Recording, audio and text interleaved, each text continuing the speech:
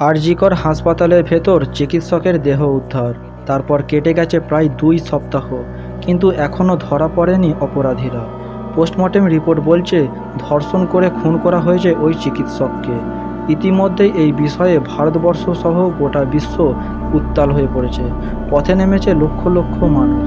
Supreme কোর্টের মতে Kolkata police FIR দায়ের করতে গাফিলতি করেছে, কিন্তু প্রাথমিকভাবে এই ধর্ষণ এবং খুনকে কেন আত্মহত্যা বলে চালানোর চেষ্টা হয়েছিল? কেন তড়িঘড়ি ওই চিকিৎসকের দেহকে সৎকার করে দেওয়া হলো? ঠিক কোন কারণে ক্রাইম স্পটের ঠিক পাশেই তাড়াতাড়ি ভেঙে চুরে শুরু হলো হাসপাতাল সংস্কারের নতুন কাজ? প্রশ্ন অনেক, কিন্তু উত্তর দেবে কে? সিবিআই এই কেসের তল্লাশির খোঁজ চালাচ্ছে। আনন্দবাজার পত্রিকার রিপোর্ট অনুযায়ী সেমিনার রুমে অন্য ভালো সজ্জা থাকা সত্ত্বেও কেউ কেন পোডিয়ামে ধুলো ভরা মেঝেতে শুতে যাবেন? শুলেও পোডিয়ামের একেবারে দেওয়ালের গা ঘেঁষে কেন বিছানা পাতবেন? সেখানে শুতে সমস্যা হওয়ার কথা, সমস্যা হবে পাশ ফিরতেও। তরুণী যে বিছানায় ছিলেন তার নিচ দিয়ে গেছে বিদ্যুতের তার। কেউ কি জেনে বুঝে বিদ্যুতের এই রকম জায়গায় বিছানা পাতবেন? এত অদ্ভুত রহস্য থাকা সত্ত্বেও হাসপাতাল কর্তৃপক্ষ অভয়ার বাড়ির লোকজনদের ফোন করে জানালো আপনাদের মেয়ে সুইসাইড করেছে।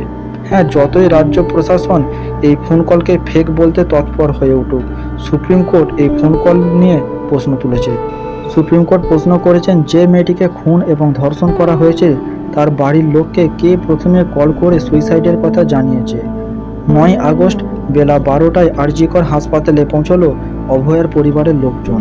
এক্ষেত্রে রাজ্য প্রশাসন বলেছেন, অভয়ার পরিবার ঘটনাস্থলে পৌঁছানোর 10 মিনিটের মধ্যেই তাদের অভয়ার মৃতদেহ দেখানো হয়।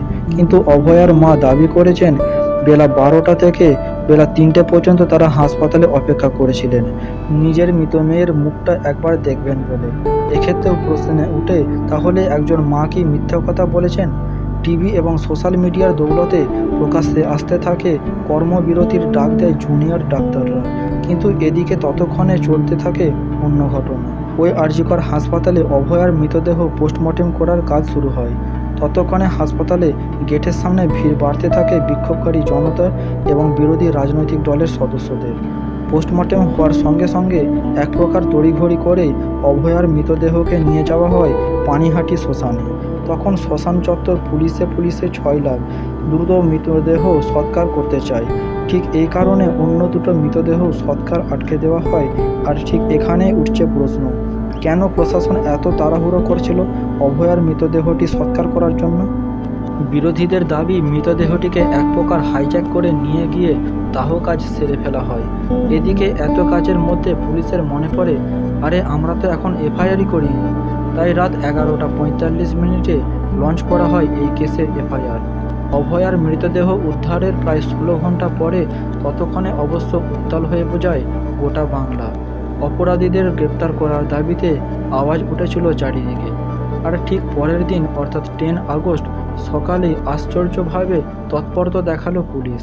একটা হেডফোনের সূত্র ধরে গ্রেপ্তার করা হলো সঞ্জয় রায় নামক এক সিভিক ভলেন্টিয়ারকে।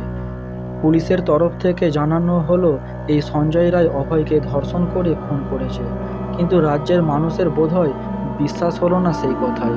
সবাই বলতে লাগলো সঞ্জয় আসলে বলির পাঁঠা, তাকে সামনে রেখে আড়াল করা হচ্ছে আসল অপরাধীদের।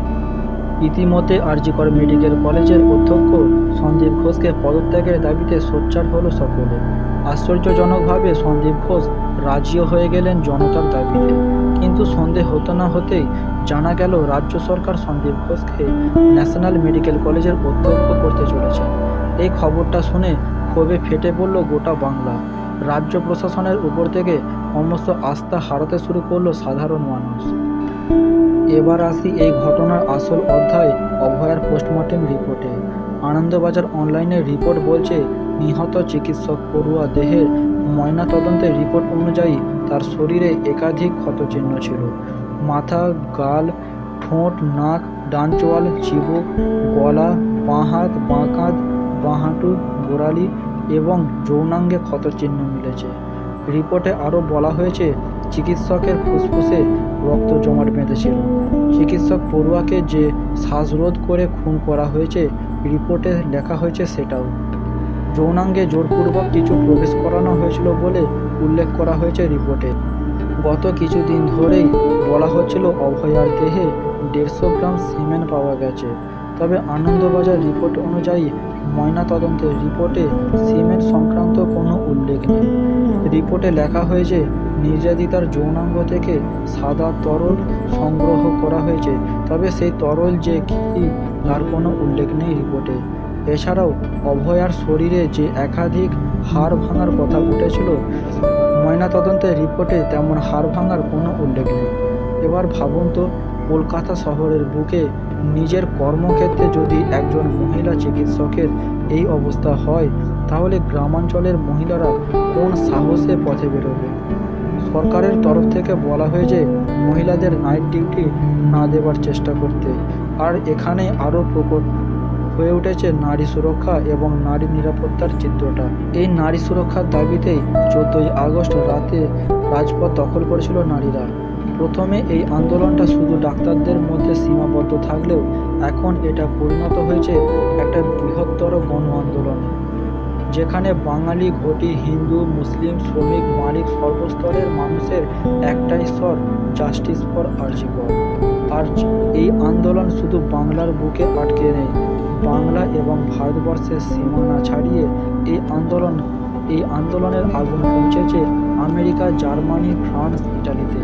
এমনকি অশান্ত হয়ে থাকা বাংলাদেশের মানুষও পথে নেমেছেন আমাদের অভয়ার জাস্টিস চেয়ে। তাই বাংলার মানুষের আশা, খুব তাড়াতাড়ি আসল অপরাধীদের নাম সামনে আসবে। আপনার কি মনে হয় গোটা বিষয়টা শুনিয়ে? কমেন্ট মতামত জানাতে ভুলবেন না। কিন্তু নতুন কোনো আপডেট পেলে আবারও দেখা হবে আরজি কর কাণ্ডের আরও একটা নতুন ভিডিও নিয়ে। উই আর জাস্টিস ফর আরজি কর।